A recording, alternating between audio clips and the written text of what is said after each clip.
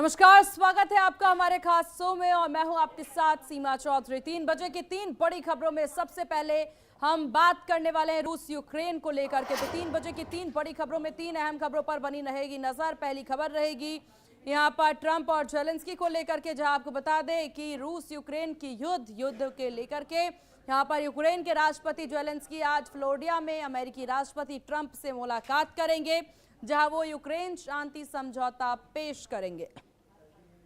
दूसरी बड़ी खबर रहने वाली है, जहां थाईलैंड और कंबोडिया के बीच पिछले 20 दिनों से चल रहा युद्ध अब समाप्त हो गया है। दस्तावेजों पर कंबोडिया के उप प्रधानमंत्री जनरल टी सिहिया और थाईलैंड के रक्षा मंत्री ने हस्ताक्षर किए हैं। तीसरी और सबसे अहम खबर लंदन से रहने वाली है, जहां बांग्लादेश की बात इसमें होगी। अल्पसंख्यकों पर हो रहे अत्याचार और हत्याओं के खिलाफ सिर्फ देश ही नहीं है बल्कि विदेश में भी विरोध तेज हो गया है। लंदन में बांग्लादेश हाई कमीशन के सामने बांग्लादेश हिंदू एसोसिएशन ने प्रदर्शन किया है और इसी पर रहेगी हमारी नजर। तो तीनों 3 बजे की 3 बड़ी खबरें, जिस पर एक एक करके विस्तार से हम चर्चा भी करेंगे। तो 3 बजे की 3 बड़ी खबरों की ओर रुख करेंगे, लेकिन उससे पहले एक नजर सुर्खियों पर। मन की बात में बोले पीएम मोदी, 2025 में भारत ने मजबूत छाप छोड़ी है। ऑपरेशन सिंदूर देश का गर्व। कांग्रेस आज मना रही 140वां स्थापना दिवस। देश भर में मंडल और पंचायत स्तर पर कार्यक्रम। 28 दिसंबर 1885 को हुई थी स्थापना। राष्ट्रपति ने रचा इतिहास। भारतीय नौसेना की पनडुब्बी में की है यात्रा। कर्नाटक के कारवार बंदरगाह से यात्रा की। हरियाणवी कलाकार प्रांजल दहिया के साथ बदसलूकी। स्टेज शो के दर्शकों को नसीहत देती नजर आई प्रांजल। सोशल मीडिया पर वीडियो वायरल। राष्ट्रपति ट्रंप और जेलेंस्की की आज होगी मुलाकात। फ्लोरिडा में होगी ट्रंप जेलेंस्की की मुलाकात। रूस यूक्रेन युद्ध को खत्म करने पर हो सकती है चर्चा।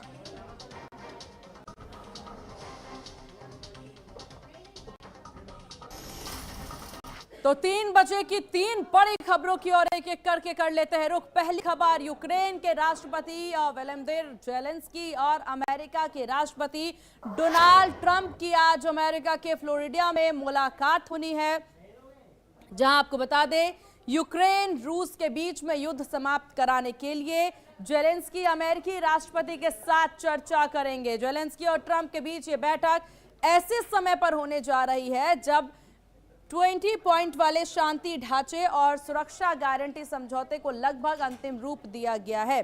बैठक की घोषणा करते हुए जेलेंस्की ने कहा, नए साल से पहले बहुत कुछ तय किया जा सकता है, क्योंकि अमेरिका युद्ध को समाप्त करने के प्रयासों को आगे बढ़ा रहा है। वहीं ट्रंप पीस डील को लेकर कहा कि जब तक मैं इसे मंजूरी नहीं देता तब तक उसके पास कुछ भी नहीं है।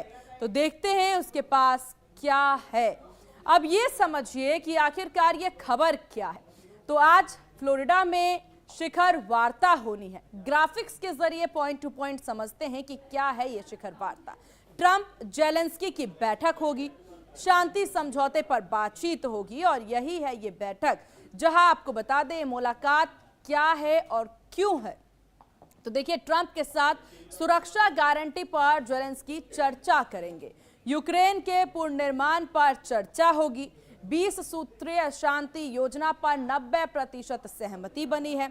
यूएस यूक्रेन की वार्ता टीमों ने कई मसौदे तैयार कर लिए हैं। जेलेंस्की की ट्रंप के जरिए पुतिन पर दबाव डालने की कोशिश है और इसी को लेकर के ये समझा जा सकता है कि जेलेंस्की पूरी कवायद में है कि किस कदर जो है कंट्रोल किया जा सके, इस युद्ध को रोका जा सके, क्योंकि इस युद्ध में दोनों देशों में ज्यादा नुकसान जिसका हो रहा है वो यूक्रेन है। जेलेंस्की के राष्ट्र को ज्यादा नुकसान पहुंच रहा है और अब अमेरिका बार बार उनका साथ देते भी नजर आ रहे हैं। अब ऐसे में देखिए, युद्ध किसी भी देश के लिए अच्छा नहीं है, विश्व के लिए अच्छा नहीं है और ऐसे में युद्ध रुकता है तो इससे हर देश को शांति और अच्छा ही लगेगा। लेकिन बड़ी बात यह है कि अमेरिका जिस प्रकार से पूरी कवायद में है, अमेरिका नवनिर्माण की कवायद में कहीं ना कहीं है और उसी पर सबकी नजरें टिकी हुई है। और इस विषय पर चर्चा के लिए हमारे साथ आज जो मेहमान हैं उनका नाम है ब्रह्मदीप अलूने। विदेश मामलों के जानकार हैं आप। ब्रह्मदीप जी, बहुत स्वागत है आपका HNN न्यूज पर। ब्रह्मदीप जी, आवाज मिल पा रही है आपको? जी बिल्कुल बिल्कुल, नमस्कार। आवाज आ रही है आपकी। ब्रह्मदीप जी, जेलेंस्की और ट्रंप की यूक्रेनी शांति को लेकर के आज मुलाकात होनी है। इस मुलाकात को आप कैसे देख रहे हैं? देखिए, रूस यूक्रेन युद्ध को 3 साल बीत चुके हैं तकरीबन, और दुनिया के लिए बहुत बड़ा खतरा है। लेकिन फ्लोरिडा में मुलाकात तो हो रही है, पर यह मुलाकात कितनी कारगर होगी इसके बारे में बहुत सारे संदेह हैं। ट्रंप का शांति प्लान जो है वो जेलेंस्की ने स्वीकार किया नहीं है, क्योंकि ट्रंप का यदि शांति प्लान स्वीकार कर लिया होता तो शिखर वार्ता होती नहीं। अब जेलेंस्की कह रहे हैं कि उनके पास एक प्रस्ताव है, लेकिन इन प्रस्तावों में सबसे महत्वपूर्ण चीज यह है कि रूस ने जो 20% इलाका यूक्रेन का जिस पर कब्जा कर लिया, इवन आज भी कीव पर हमला बोला है, तो रूस के इतने आक्रामक इरादे हैं, वो ज्यादा से ज्यादा इलाकों पर कब्जे कर रहा है। तो क्या रूस के कब्जाए इलाकों से रूस को हटाया जा सकता है? और यूक्रेन क्या ऐसे समझौते पर तैयार होगा जिसमें कि उसको अपनी जमीन खोना पड़े? और जेलेंस्की इस भूल कर ही नहीं सकते, क्योंकि इसके बाद राष्ट्रपति चुनाव भी होने वाला है यूक्रेन में। तो यदि जेलेंस्की को सत्ता में बने रहना है तो वो अपनी जमीन को छोड़ नहीं सकते। दूसरी बात है कि उनके देश में भी उनके देश के जो युवा, यूक्रेन के युवा जो है वो अपनी जमीन को छोड़ने के लिए तैयार है ही नहीं। वहीं पुतिन के इरादे भी बहुत स्पष्ट है कि वो जो जीते गए इलाके डोनाबेस समेत जो भी 2-4 जो क्षेत्र है, प्रांत है, तो उन पर किसी कीमत पर अधिकार जमाए रखना चाहते हैं। यही एक ऐसी चीज है जो इस शिखर वार्ता में बहुत निर्णायक हो सकती है। अब ट्रंप की बात को पुतिन सुनते नहीं है, क्योंकि ट्रंप कई बार शांति की बात कह चुके हैं। जेलेंस्की को ट्रंप पर भरोसा नहीं है। पुतिन और ट्रंप एक दूसरे से मिलना नहीं चाहते। ऐसे में यह शिखर वार्ता किस निष्कर्ष पर पहुंचेगी इसके बारे में कुछ भी नहीं कहा जा सकता। बिल्कुल। और ब्रह्मदीप जी, क्योंकि अगर हम बात कर लें यूक्रेन और अमेरिका की बातचीतों को लेकर के, तो ऐसा पहली बार नहीं है कि शांति प्रस्ताव पर वार्ता हो रही है। आपने ये जानकारी भी दी कि इससे पहले भी बातचीत हो चुकी है। संभव बात है कि यूक्रेन अपनी जमीन छोड़ेगा नहीं, लेकिन पुतिन भी साफ कर चुके हैं कि जो जीत चुके हैं वो जीत चुके हैं, उसकी वापसी नहीं होगी। लेकिन बात यहाँ पर यह है कि इस बैठक से पहले माना जा रहा है, संभावना जाहिर की जा रही है कि पुतिन से ट्रंप की बातचीत भी फोन पर हो सकती है। बातचीत हो सकती है तो क्या समझा जाए? कहीं ना कहीं कुछ परसेंटेज माना जा सकता है कि हो सकता है पुतिन किसी चीज के लिए मान जाए। देखिए, पुतिन और जो ट्रंप है वो अलास्का में मिल चुके हैं, और बाकायदा बहुत जबरदस्त तरीके से ट्रंप ने स्वागत भी किया। लेकिन पुतिन बहुत ही आक्रामक है, उनको यूरोपियन संघ पर भरोसा नहीं है। जेलेंस्की कह चुके हैं कि वो अब नाटो का सदस्य बनेंगे नहीं। जेलेंस्की एक अपने लिए जो है वो सुरक्षा कवच चाहते हैं। अब उस सुरक्षा कवच में यदि यूरोप के देश शामिल होते, नाटो के देश शामिल होते, तो वो भी पुतिन को स्वीकार नहीं है। तो पुतिन स्वीकार क्या करना चाहते? देखिए, बहुत स्पष्ट है कि पुतिन जब तक डोनाबेस समेत जो अन्य इलाके वहां से हट नहीं जाते, तब तक यूक्रेन के लोग और यूक्रेन के राष्ट्रपति किसी भी जो समझौते के लिए तैयार हो नहीं सकते। अब कोई ऐसा जटिल समझौता बने जिस पर पुतिन भी तैयार हो, जेलेंस्की भी तैयार हो, ये ट्रंप कर जरूर सकते हैं, लेकिन यह संधि या समझौता होना अभी बिल्कुल आसान नहीं लगता। एक चीज ब्रह्मदीप जी, यहाँ पर अमेरिका जो भूमिका इस वक्त निभाते नजर आ रहा है, जरा हम अमेरिका के फायदों पर भी बातचीत कर ले। क्या सिर्फ और सिर्फ ट्रंप ये छवि दिखाना चाहते हैं कि वो शांति दूत हैं, या फिर अमेरिका को बहुत फायदा है इस युद्ध को शांत कराने से, यूक्रेन को बसाने से? देखिए, बड़ा अहम सवाल पूछा है आपने। पिछले दिनों अमेरिका की एक सुरक्षा नीति जारी हुई जिसमें उन्होंने रूस को प्राथमिकता वाले दुश्मनों से अलग हटा दिया। मतलब अब प्राथमिकता ऐसा नहीं है कि सीधा खतरा है रूस से। इसका मतलब है कि ट्रंप ने रूस को संदेश दे दिया है कि वह रूस से व्यापार करने के लिए तैयार है। तो ट्रंप यूक्रेन पर से भी व्यापार करना चाहते हैं, रूस से भी व्यापार करना चाहते हैं। भारत से बहुत स्पष्ट कहा गया, जो हमारे विदेश मंत्री ने कहा भी था कि जो परमाणु ऊर्जा को लेकर बहुत सारी चीजें जो है वो रूस से अमेरिका चाहती है। तो ट्रंप और पुतिन के संबंध छिपे नहीं है, और ट्रंप और पुतिन जो है वो एक दूसरे से बंधे भी रहना चाहते। तो निश्चित तौर पर अमेरिका का यहाँ पर स्वार्थ है, वह इस युद्ध को रोककर आर्थिक संसाधन हथियाना चाहता है। हाँ, ब्रह्मदीप जी आएंगे और एक और जानकारी है जो कि थाईलैंड और कंबोडिया को लेकर के है, जिस पर चर्चा हम करेंगे। जरा दूसरी खबर पर हम नजर डालें। इस वक्त की एक और बड़ी खबर आपको बताते हैं, जहां थाईलैंड और कंबोडिया ने एक युद्ध विराम समझौते पर हस्ताक्षर कर लिया है, जिससे क्षेत्रीय दावों को लेकर के सीमा पर हफ्तों से जारी सशस्त्र संघर्ष समाप्त हो गया है। थाईलैंड के रक्षा मंत्री ने, आपको बता दें, उनके कंबोडिया समकक्ष टी सेहा द्वारा हस्ताक्षरित समझौते ने 20 दिनों के संघर्ष को समाप्त कर दिया है। अब इस युद्ध में अब तक 101 लोग मारे गए हैं और दोनों पक्षों के 5 लाख से ज्यादा लोग विस्थापित भी हुए हैं। अब दोनों देशों ने समझौते में आगे कोई भी सैन्य गतिविधि ना करने, सैन्य उद्देश्यों के लिए किसी भी पक्ष के हवाई क्षेत्र का उल्लंघन ना करने पर सहमति दर्ज करा दी है। तो अब समझिए कि आखिरकार ये समझौता क्या है, अहम शर्तें इसमें क्या हैं, जरा हम उसे समझते हैं। देखिए, क्या है समझौते की अहम शर्तें। तो दोनों देशों को सभी प्रकार के हथियारों का उपयोग बंद करना होगा। किसी भी तरह के हथियार का इस्तेमाल नहीं कर सकते हैं आप। नागरिकों और नागरिक के आप संपत्ति और बुनियादी ढांचों पर हमले रोकना, सभी क्षेत्रों में दोनों देश की सेना को हमले बंद करना होगा। सैन्य ऑपरेशन या पेट्रोलिंग पार्टी एक दूसरे की मौजूदा बॉर्डर को से आगे नहीं बढ़ेगी। 508 मील की सीमा पर कोई भी अतिरिक्त सैन्य बल नहीं भेजा जाएगा। तो कोई भी उकसावे की कार्रवाई नहीं की जाएगी। एक दूसरे के हवाई इलाके में प्रवेश की मंजूरी नहीं है। विवाद की वजह क्या रही है वो भी आपको बता देते हैं। तो विवाद की वजह रही है कि थाईलैंड और कंबोडिया के बीच में सीमा विवाद 118 साल पुराना है। दोनों देशों के बीच में बड़े विवाद की वजह प्राचीन प्रिह विहार मंदिर है। मंदिर यूनेस्को का विश्व धरोहर है। 1962 में इंटरनेशनल कोर्ट ने मंदिर को कंबोडिया को दिया था।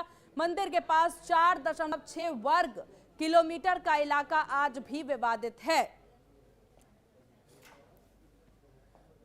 और हमारे साथ लगातार ब्रह्मदीप अलूने जी बने हुए हैं, विदेश मामलों के जानकार। ब्रह्मदीप जी, अब हमने रूस और यूक्रेन की बात की है। अब यहाँ पर थाईलैंड और कंबोडिया पर जरा नजर डालते हैं। सबसे बड़ी बात है, जंग खत्म कर दिया गया है, समझौता हो गया है। कैसे देख रहे हैं आप इसे? देखिए, ये दक्षिण पूर्व एशिया के बहुत महत्वपूर्ण देश है। दोनों देशों में बौद्ध धर्म का बड़ा प्रभाव है। जाहिर सी बात है, चीन का भी प्रभाव है इन दोनों देशों में। लेकिन इन दोनों देशों में जो लगातार विवाद हो रहे हैं, और अभी तो विवाद तकरीबन 20-21 दिनों से लाखों लोगों को सीमा से जाना पड़ा, तो ये विवाद शांत तो हो गया है। लेकिन इस विवाद का हल तब तक नहीं निकल सकता जब तक कि कंबोडिया की सैन्य क्षमता बढ़ नहीं जाती, क्योंकि थाईलैंड जो है वो एक बड़ी सैन्य इकाई है और थाईलैंड के पास अपनी अच्छी वायुसेना भी है।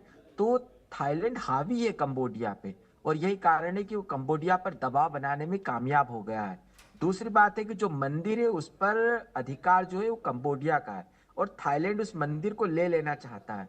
तो ये विवाद बहुत गहरा है। फिलहाल इस विवाद का रुकना अच्छे संकेत है, क्योंकि ट्रंप का भी दबाव है। ट्रंप ने दोनों देशों को धमकाया भी था इसको लेकर। चीन भी बीच में आया है। तो फिलहाल ये विवाद थम तो गया है, लेकिन यह विवाद आगे भी बना रह सकता है, क्योंकि आस्था के सवाल पर थाईलैंड और कंबोडिया दोनों के लोग टकराते रहते हैं। और जिस मंदिर का विवाद है वो मंदिर बहुत प्राचीन है। जी बिल्कुल। और आगे अब क्या होता है ये एक जानने और समझने वाली बात होगी। लेकिन लोग इस पूरे विवाद में बहुत ज्यादा विस्थापित हुए हैं। इसका कितना असर दोनों देश पर पड़ता नजर आएगा? थाईलैंड और कंबोडिया बहुत बड़े देश नहीं है, और इकोनॉमिक तौर पर बहुत मजबूत भी नहीं है। तो जो सीमाई इलाके वहां के से जो लोगों का विस्थापन हो रहा है, उससे सबसे ज्यादा उनकी कृषि प्रभावित हो रही है। और यही कारण है कि सीमा के जो लोग हैं, लाखों लोग हैं, वो चाहते हैं कि किसी कीमत पर यह युद्ध विराम हो जाए। तो छोटे छोटे देशों में यदि लाखों लोग पलायन करते हैं तो वहां की अर्थव्यवस्था बहुत ज्यादा प्रभावित होती है। और खासकर थाईलैंड में भी ग्रामीण अर्थव्यवस्था है, कंबोडिया में भी ग्रामीण अर्थव्यवस्था है। तो ये युद्ध जो है वो यदि रुकता है तो दोनों देशों की अर्थव्यवस्था की दृष्टि से भी लाभ होगा। और युद्ध में अर्थव्यवस्था बहुत नीचे गिरती है, क्योंकि हथियारों का उपयोग कंबोडिया से भी हो रहा है, हथियारों का उपयोग थाईलैंड की ओर से भी हो रहा है। तो इस कारण से दोनों देशों के जो नेता है, खासकर सर्वोच्च स्तर के नेता है, उनके बीच अच्छे संबंध भी रहे। लेकिन पिछले दिनों एक फोन कॉल के लोगों के सामने आ जाने से बहुत सारी दिक्कतें हो गई। लेकिन यहाँ पर एक चीज और है कि थाईलैंड में जो बार बार सरकारों का पतन होता है वह भी एक कारण है कि वहां पर स्टेबिलिटी आती नहीं है। तो अब अभी की जो थाईलैंड की सरकार है वो कितने दिनों तक कंबोडिया के साथ युद्ध विराम रख पाती है, लेकिन जितना भी युद्ध विराम लंबा होगा तो निश्चित तौर पर वहां के लोगों को इसका लाभ तो होगा। जी बिल्कुल, क्योंकि युद्ध से कभी किसी का फायदा नहीं होता है, ये बात समझा जा सकता है। और इस वक्त देश में बहुत से युद्ध वैसे भी हो रहे हैं, बहुत से युद्ध ऐसी स्थितियों में दो दो देश नजर आते हैं जहां पर कभी कभी ऐसा लगता है कि अब अगला युद्ध फिर से हो ही सकता है। लेकिन थाईलैंड और कंबोडिया के द्वारा अभी जो सीज फायर की तस्वीर आई, अभी जो शांति प्रस्ताव पर हस्ताक्षर हुए हैं, ये काबिलिय तारीफ माना जा सकता है कि वजह जो भी हो लेकिन शांति उन्होंने चुन लिया है। जी बिल्कुल, देखिए निश्चित तौर पर कोई युद्ध यदि रुकता है तो उससे अच्छे संकेत हो नहीं सकते। और इस युद्ध को रुकने से पूरे दक्षिण पूर्व एशिया को फायदा हो सकता है इसका, क्योंकि कंबोडिया और थाईलैंड दोनों जो है वो प्राकृतिक संसाधनों से बहुत अच्छे हैं। और चीन का बहुत बड़ा वहां पर जो चीन है उसने इन्वेस्टमेंट किया है, तो चीन की नजर दो देशों पर रही है। और चीन का चूंकि अरबों डॉलर वहां पर इन्वेस्ट हो चुका है इन दोनों देशों में, तो इस युद्ध को रुकने से सबसे ज्यादा जो लाभ नजर आता है यदि शांति स्थापित होती है चीन तो वो चीन को फायदा मिलता हुआ नजर ठीक। आ रहा है। और अमेरिका का दबाव तो है ही, अमेरिका की नजरें भी दक्षिण पूर्व एशिया के देशों पर है। तो कुल मिलाकर यदि युद्ध चलता है तो फिर ये महाशक्तियों के बीच उलझ जाएगा। बेहतर यही है कि दोनों देश द्विपक्षीय संबंधों के जरिए इस युद्ध को लंबा समय तक चलने दें। चलिए ठीक है, आपका बहुत शुक्रिया हमारे साथ शामिल होने के लिए और तमाम जानकारी साझा करने के लिए ब्रह्मदीप जी। फिलहाल यहाँ रुकते हैं एक बहुत छोटे से ब्रेक के लिए, जल्द होंगे हाजिर।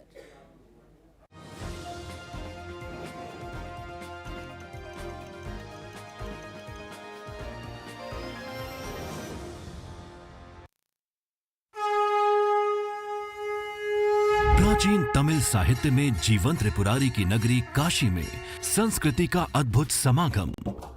एक आत्मा, एक विचार, एक संस्कार, केवल प्रकटीकरण दो। पहला ज्ञान की राजधानी, दूसरा संस्कृति और कला का गढ़, और दोनों के मिलन का नाम है काशी तमिल संगमम। यशस्वी प्रधानमंत्री श्री नरेंद्र मोदी जी के मार्गदर्शन में काशी के नमो घाट से प्रारंभ हुए काशी तमिल संगमम के वर्ष 2025 के संस्करण का शुभारंभ माननीय मुख्यमंत्री योगी आदित्यनाथ जी ने किया। सांस्कृतिक समागम की सतत प्रक्रिया तमिल करकलाम के जरिए हो रही है और प्रगाढ़। काशी तमिल संगमम भारत की सांस्कृतिक, शैक्षिक, आर्थिक और आध्यात्मिक साझेदारी को सशक्त करते हुए एक भारत श्रेष्ठ भारत के संकल्प को साकार कर रहा है। सब कुछ आजमाया और तब मैंने माना कि सिर्फ सच्ची सहेली ही है महिलाओं के उन मुश्किल दिनों की हर समस्या, जैसे कठिन दर्द, अनियमितता, खून की कमी, थकान व कमजोरी जैसी सभी प्रॉब्लम्स के लिए नंबर 1 औषधि एवं टॉनिक मुल्तानी घोका कॉफ सिरप। इसके तुलसी जैसे गुणकारी तत्व तुरंत असर दिखाएं और खांसी को कहें गुड बाय। मुल्तानी घोका कॉफ सिरप। क्या आप दुबले पतले कमजोर हैं, आपकी सेहत नहीं बनती, भूख कम लगती है, वजन नहीं बढ़ता? दरअसल मेन बात खाना पीना खाना नहीं है, मेन बात है खाया पिया लगना। और अगर खाया पिया लगेगा ही नहीं तो आपकी सेहत बनेगी कैसे? इसलिए हमारी संस्था सन्यासी आयुर्वेदा ने एक ऐसी दवा का निर्माण किया है जो कि आपके लिवर, आपके पाचन तंत्र को दुरुस्त करने का काम करती है, ताकि आप जो भी खाएं उसका पूरे का पूरा निचोड़ आपके शरीर को लगे, आपकी भूख बढ़े, खाया पिया सही से लगे, नया खून बने, हड्डियों में जान आए, वजन बढ़े और आप मोटे तगड़े खूबसूरत पर्सनैलिटी के मालिक बन जाए। सिर्फ 655 रुपये की पूरे 1 महीने की दवा होती है और आप इसे घर बैठे 011-45454545 पर फोन करके दवा मंगवा सकते हैं। जयकारा वीर बजरंगी, बोलो हर हर महादेव। प्राचीन हनुमान मंदिर की ऐतिहासिक कहानी देखिए HNN की जुबानी। हनुमान तो स्वयं प्रकट है, वो जो मांगता वही मिलता है। आज रात 9:30 बजे धरोहर।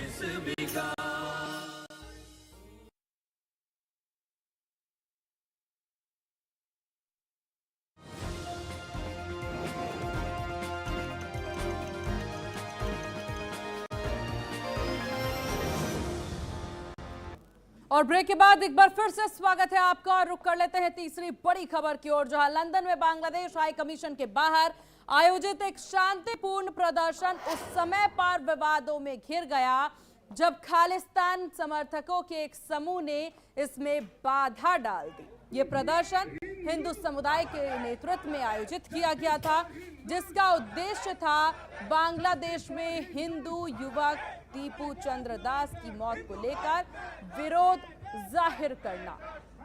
हालांकि खालिस्तानी समूह ने खालिस्तानी झंडे इसमें दिखाने शुरू कर दिए।